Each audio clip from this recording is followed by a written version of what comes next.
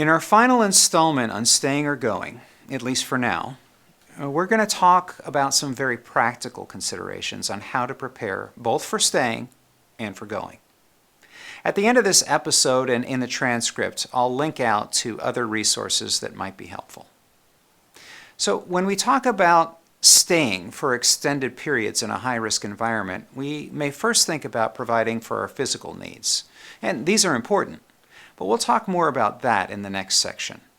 What few of us realize is that one of the biggest needs for choosing to stay is to build up physical, emotional, social, and spiritual resiliency. It can be incredibly high stress, which wears away at every area of my life. I need to make sure that I schedule sleep, rest, food, and where possible, even some exercise. I also need to make sure that my spiritual life is in order. Am I spending enough time in worship and prayer? If possible, both corporately and individually. Do I make time for my emotional and mental health? Do I laugh? Do I need to cry? Do I need to meditate? Do I try to make opportunities to visit with friends and colleagues so that I know I'm not alone? All of these, in addition to physical preparation, will help to build endurance and help us not to lose heart as we stay. But what about leaving? Well, there's no shortage of websites, resources, and field helps which will help you to know how to prepare to leave. Anna Hampton said she likes to try to organize her leaving by increments of time. What would she take if she had 5 minutes to prepare? What about 1 hour?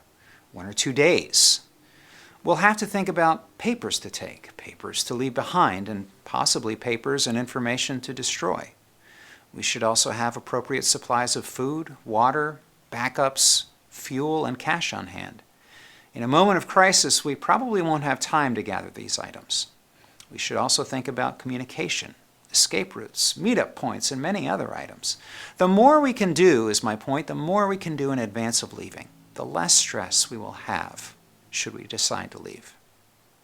So to wrap this series up, I need to clarify that there is no series of podcasts that can give you everything you need to prepare.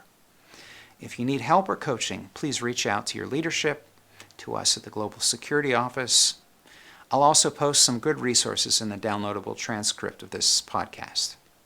Our friends at Concilium have several good tools and writings on their resource page, and of course Anna and Neil Hampton, both in Anna's books and their website theologyofrisk.com. Evacuation or relocation is something we hope will never happen to any of our field personnel. But whether it's due to war, a natural disaster, a criminal or governmental action, or a health crisis, it's something we can at least prepare for.